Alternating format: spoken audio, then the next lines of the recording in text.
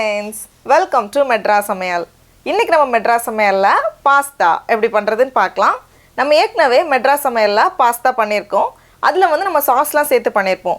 இதுல வந்து சாஸ் எதுவுமே இல்லாம நம்ம வீட்ல இருக்கிற மசாலா மட்டும் வச்சு நம்ம ஊர் ஸ்டைல்ல எப்படி பண்றதுன்னு பார்க்கலாம். இதுல வந்து நல்ல காயெல்லாம் சேர்த்து நல்ல ஹெல்தியான ஆப்ஷனா எப்படி பண்றதுன்னு நான் காமிக்கிறேன். இது பண்றதுக்கு நான் இன்னைக்கு வந்து 2 கப் பாஸ்தா எடுத்துர்க்கேன். இது வந்து கிட்டத்தட்ட 150 கிராம். என்ன டைப் பாஸ்தா வேணாலும் எடுத்துக்கலாம். ஃபர்ஸ்ட் வந்து இத நம்ம வேக வைக்கிறதுக்கு ஒரு panல தண்ணி நல்லா கொதிக்க வச்சுக்கோங்க. இந்த மாதிரி நல்லா கொதிச்சதுக்கு அப்புறமா கொஞ்சம் நிறைய உப்பு சேர்த்துக்கோங்க. அடுத்து இந்த பாஸ்தா உள்ள சேர்த்துட்டு இத வந்து நம்ம வேக வைக்கணும். இது வந்து கிட்டத்தட்ட 8 ல இருந்து 10 நிமிஷத்துக்குள்ள ரெடி ஆகும். இப்போ பாருங்க 10 நிமிஷம் போல ஆகி இருக்கு. இத தொட்டு பார்த்தா நல்லா சாஃப்ட்டா இருக்குல இந்த மாதிரி இருக்கணும். இப்போ இத வந்து நம்ம வடிகட்டி வச்சிரலாம். இருக்கட்டும். ரெடியா இருக்கு. அடுத்து வந்து நம்ம செய்ய ஆரம்பிச்சிடலாம். 2 டேபிள் ஸ்பூன் போல எண்ணெய் சூடு பண்ணிக்கோங்க. எண்ணெய் சூடானதும் ஒரு துண்டு இஞ்சியை ரொம்ப சின்ன சின்னதா வெட்டி வச்சிருக்கேன். 2 பல் பூண்டையும் ரொம்ப சின்ன சின்னதா இந்த மாதிரி வெட்டி வச்சிருக்கேன். அப்படி இல்லனா 1 டேபிள் ஸ்பூன் இஞ்சி பூண்டு விழுதாவும் நம்ம சேர்த்துக்கலாம்.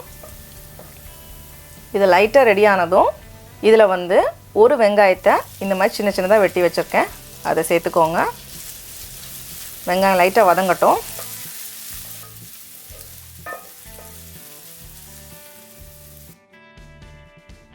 அடுத்து இதுல வந்து நம்ம தக்காளி சேர்க்கலாம். இது வந்து கொஞ்சம் பெரிய ரொம்ப புளிப்பான தக்காளிங்கிறதுனால நான் வந்து 2 மட்டும் எடுத்துர்க்கேன். ஒருவேளை சின்ன சைஸ் தக்காளினா 3 ல இருந்து 4 போல தேவைப்படும். பாஸ்தாக்கு கொஞ்சம் புளிப்பா இருந்தா தான் நல்லா இருக்கும்.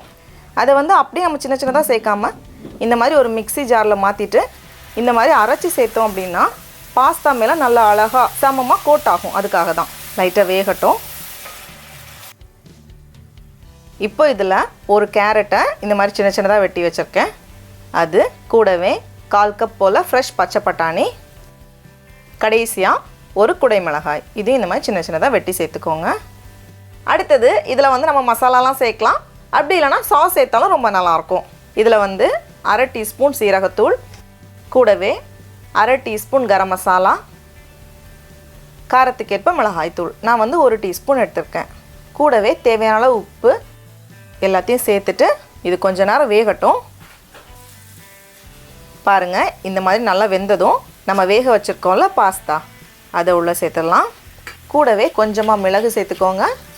கடைசியா கொஞ்சம் நறுக்குன மல்லி இலை சேர்த்துட்டு இதை வந்து இந்த மசாலாவோட நல்லா கலந்துக்கோங்க.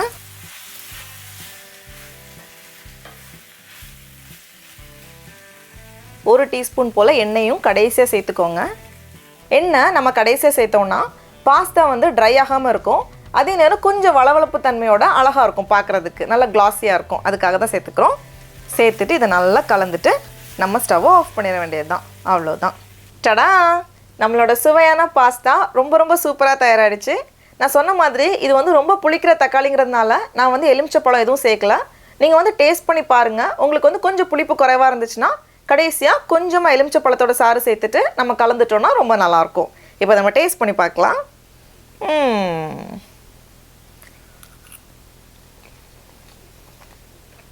ரொம்ப சூப்பராக இருக்குது. காயெல்லாம் சேர்த்ததுனால நல்லா சத்தானது கூட. நீங்களும் கண்டிப்பாக இந்த ரெசிபியை வீட்டில் செஞ்சு பாருங்கள். உங்களுக்கு இந்த வீடியோ பிடிச்சிருந்துச்சுன்னா மெட்ராஸ் சமையலுக்கு சப்ஸ்கிரைப் பண்ணுங்கள். நாவின் சுவை எறும்புகள் மலரட்டும்.